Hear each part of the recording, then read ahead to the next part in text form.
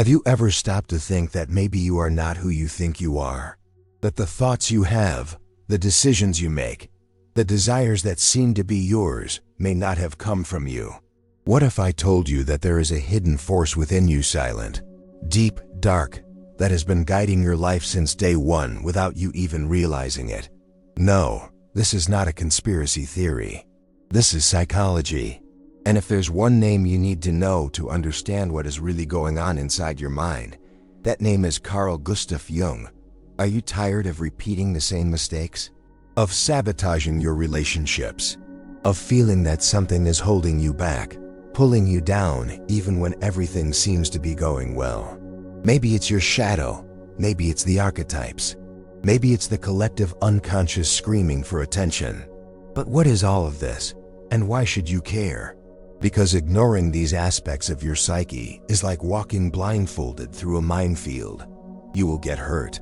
You will repeat patterns. You will suffer. And the worst part? You will call it bad luck or fate. Carl Jung is not just a psychologist. He is a cartographer of the human soul. He mapped the most hidden corners of the mind where no one else had the courage to go. And what he discovered can change everything you think you know about yourself. This video is not a biography. It is not a summary. It is a mirror. And I will show you what you have been avoiding to look at for years. But be careful. Once you understand Jung's ideas, there is no turning back. You will start to see things that were previously unnoticed. You will recognize the monsters that live inside you. And perhaps for the first time, you will understand that the greatest enemy of your life is not out there. It's within you. The good news? This enemy can become your greatest ally. But only if you have the courage. So take a deep breath, clear your mind, and get ready. Because this is, without exaggeration, the only explanation about Jung that you really need to hear. And after it, you will never look at yourself the same way again. Before we dive into Carl Jung's profound wisdom and explore the depths of the human psyche, take a moment to like this video, subscribe to our channel, and hit that notification bell to join our community of seekers ready to unlock transformative content for the mind and soul. Because your journey into Jungian psychology and personal transformation starts now. And together we'll explore insights that don't just inform, but truly transform who you are. Carl Jung was not an ordinary psychologist. He was not only interested in curing symptoms or adjusting people to a sick society. He wanted to go deeper, much deeper. He wanted to understand the human soul. Jung looked into the abyss of the psyche and had the courage to dive into it. And what he found there changed the history of psychology forever. Born in Switzerland in 1875, Jung grew up surrounded by religious symbolism, rituals, and an atmosphere filled with silence and mystery. From an early age, he sensed that there was something more in human experience, something that could not be explained merely by words or logic. It is no wonder he would become Sigmund Freud's brightest disciple, but he would also be the one to dare question him.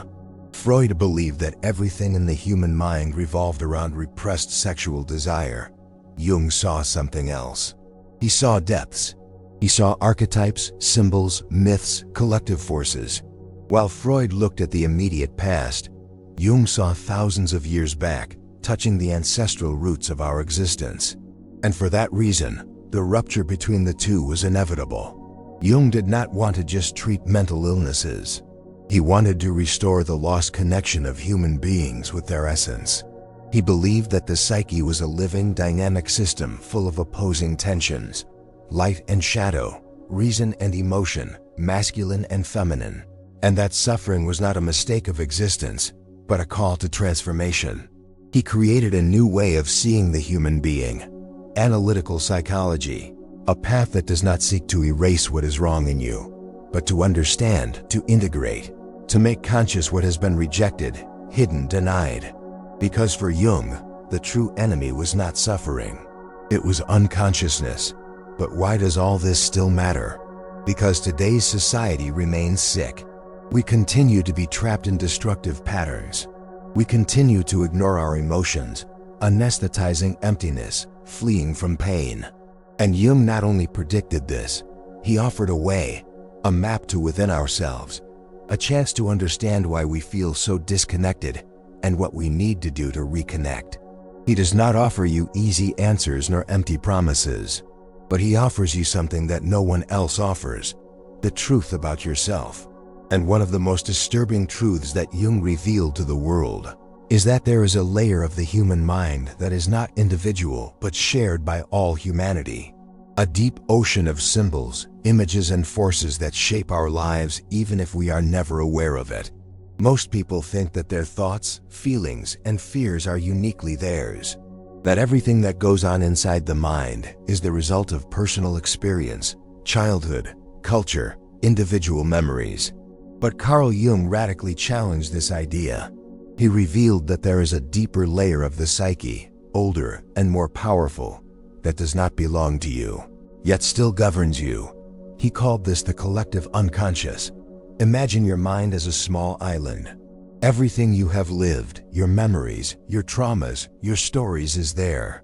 But beneath this island, there exists an invisible dark ocean shared by all human beings. A sea where symbols, images, and patterns that have been formed over thousands of years swim. These are ancient myths, primordial archetypes, forces that existed long before you were born and that still live within you, shaping the way you think, love, and suffer. The collective unconscious is not a beautiful metaphor. It is a psychic reality that manifests in dreams, fantasies, religions, the films that move us, the stories that span centuries.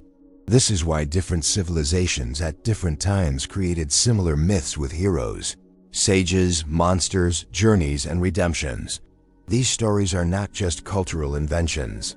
They are reflections of the very structure of the human soul. Jung believed that behind every human behavior, there exists an archetypal pattern. When you feel fear of abandonment, you are touching an ancestral archetype. When you feel a deep need to belong, to find meaning, to overcome yourself, you are being guided by forces that have been present since the dawn of humanity. And that is exactly why ignoring the collective unconscious is like ignoring gravity. You can pretend it doesn't exist, but it will still pull you down.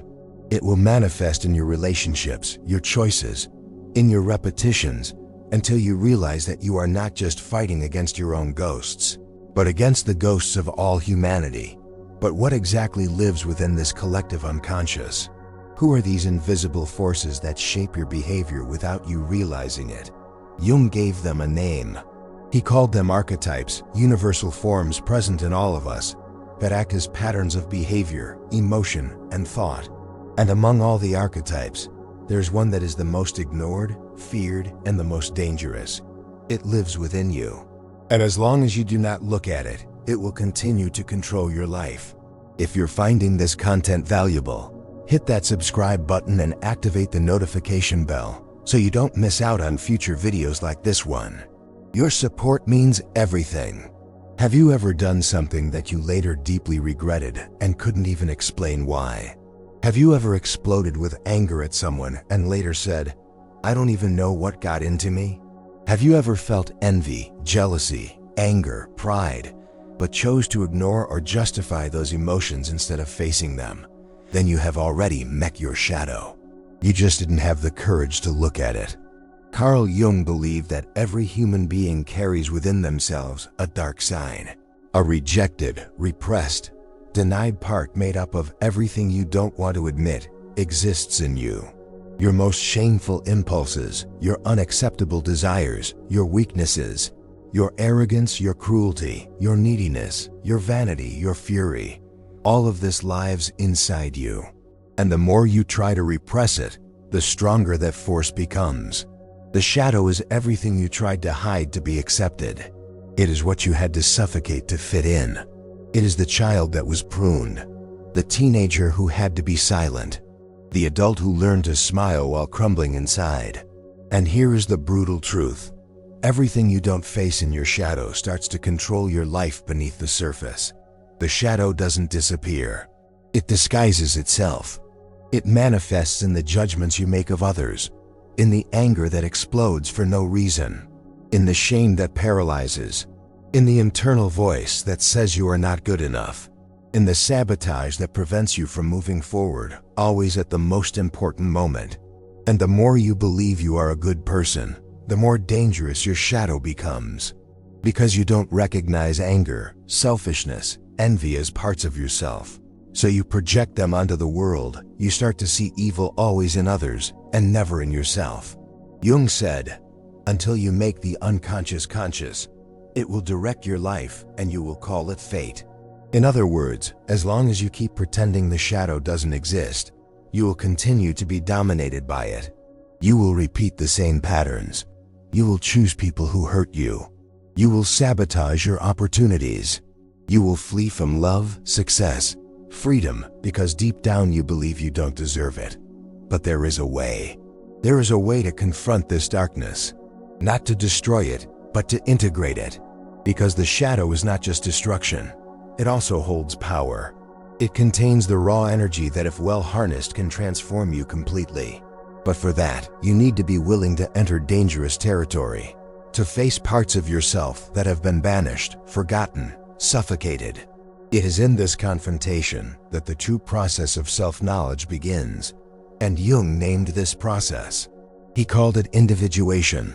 A difficult, long path, but absolutely necessary for those who want to be truly free.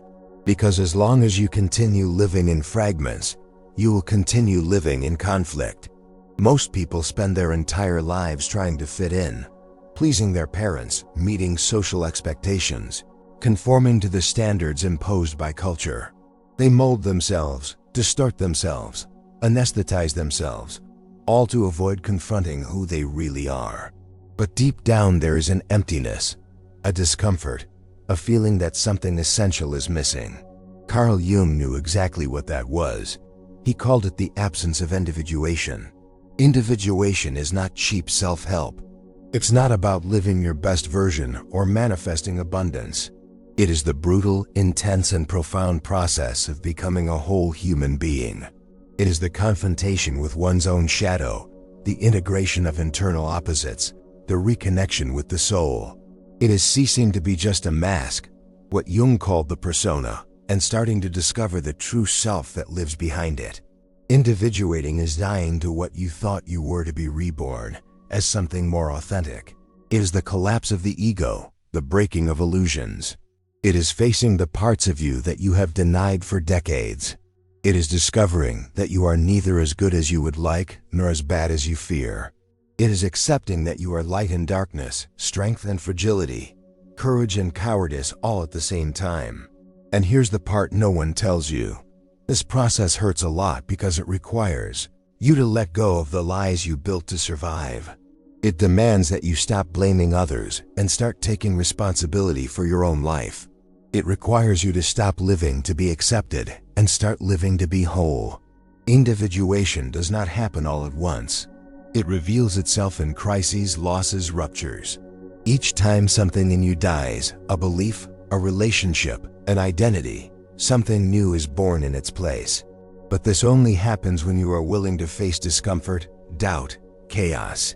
Jung said that the encounter with self is by nature a defeat for the ego, and he was right. Most prefer not to follow this path. They prefer the comfort of ignorance. But those who have the courage to face the darkness discover something priceless: freedom. Because by integrating your rejected parts, by confronting your shadow, by listening to your soul, you become what you have always been, but never had the courage to be. And the soul speaks. It speaks all the time. It just doesn't use words. It uses symbols, images, stories. It speaks through your dreams. And if you know how to listen, you can uncover secrets that reason could never access.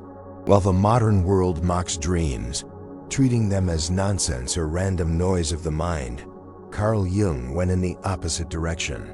For him, dreams are the voice of the psyche. They are not noise. They are messages, encoded, mysterious, symbolic, but never useless. Every night when you sleep, something inside you awakens and it begins to speak. But the problem is that you haven't learned to listen. Jung saw dreams as attempts by the unconscious to restore psychic balance. When consciousness strays too far from essence, The unconscious sends images, scenes, archetypes, symbols, everything necessary to pull you back to the center. Dreams, therefore, are not just records of daily experiences.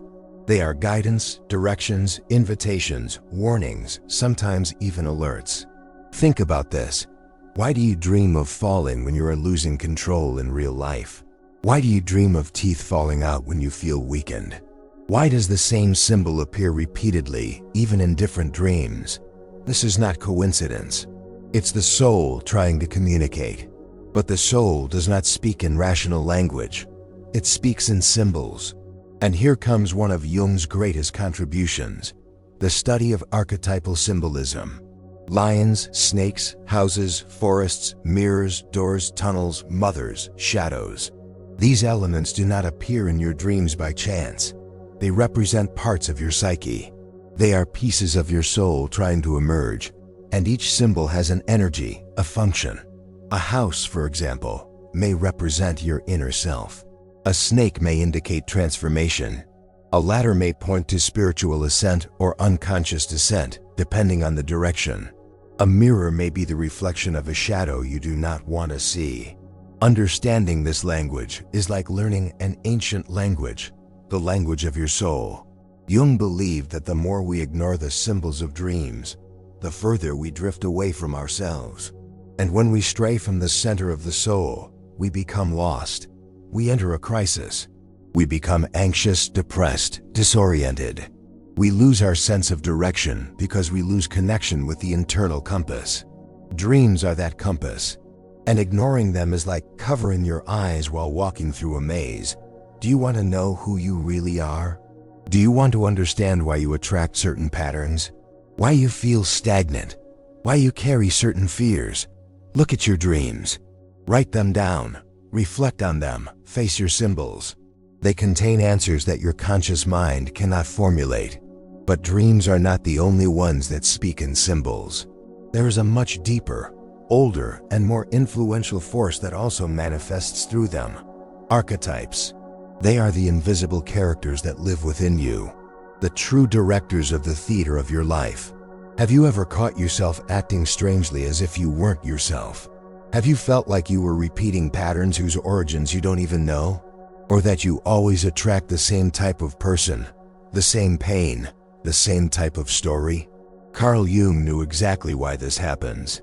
Because within you live invisible forces, true psychic characters that not only influence your decisions, they stage your life. These forces are called archetypes. Archetypes are universal structures of the psyche. They are not ideas you learned. They are ancestral patterns that were born with you. They are as old as humanity itself. They reside in the collective unconscious. They are like internal models that shape your behaviors, your emotions, your personal narratives. And the most unsettling part, you can spend your entire life being guided by an archetype without ever realizing it. Jung identified several of these archetypes. The hero, for example, represents the force that seeks to overcome, faces challenges, and tries to achieve something grand. The wise one is the who seeks knowledge, truth, discernment. The shadow, as we have seen, represents everything that has been repressed and denied. The anima and the animus represent the feminine in men and masculine in women. Energies that need to be integrated for us to become whole. These archetypes are not just ideas. They have energy. When an archetype dominates the psyche, it possesses you literally. It takes the wheel of your consciousness and drives your life without asking for permission. That's why sometimes you act like someone else. That's why certain relationships pull you into dynamics that seem straight out of a pre-written script. You are living under the command of an activated archetype. People who save everyone around them, even while destroying themselves inside, are often being dominated by the hero archetype. Those who seek constant approval, fearing rejection, may be trapped in the archetype of the wounded child. Someone who seems always drawn to chaos and destruction. They probably live under the dominance of the unintegrated shadow. And here's the point. These archetypes are not enemies. But when unconscious, they enslave you. When recognized and integrated, they empower you. They are keys, portals. When you start to recognize who is speaking inside you, you begin to take control of your own narrative. But for that, you need to be conscious. You need to learn to identify these internal voices, these symbolic patterns, these mythical forces that hide in your relationships, your reactions, in your desires. Because only then do you stop being a character and become the author of your own story. And it is precisely here that Jung's ideas become even more urgent. Because today, more than ever, we are being bombarded by stimuli, distractions, and pressures that pull us away from our essence. We live in a world that pushes us outward and completely disconnects us from what exists within. The consequence: an emptiness, a collapse of meaning, a spiritual crisis masked as stress, depression, and anxiety. If you're finding value in this exploration of Jung's ideas, please take a moment to like this video and subscribe to the channel. It helps reach more people who might benefit from this knowledge. We live in the information age, yet we have never been so disoriented. We have access to everything all the time, and yet we wander lost, fragmented, exhausted. Modernity promised us freedom, but delivered anxiety. It promised connection, but drowned us in empty comparisons. And amidst this constant noise, a silenced question screams inside millions of people: who am I really?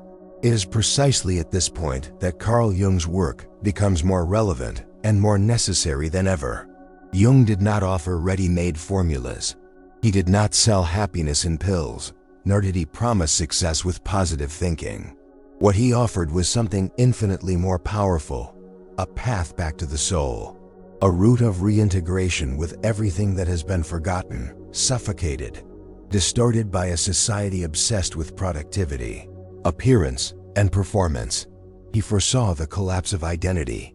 He saw how modern man would be consumed by the persona, the social mask we wear to be accepted, admired, promoted. He knew that by ignoring the shadow, we become slaves to the forces we pretend not to have. That by rejecting our dreams, we cut the bridge to the unconscious.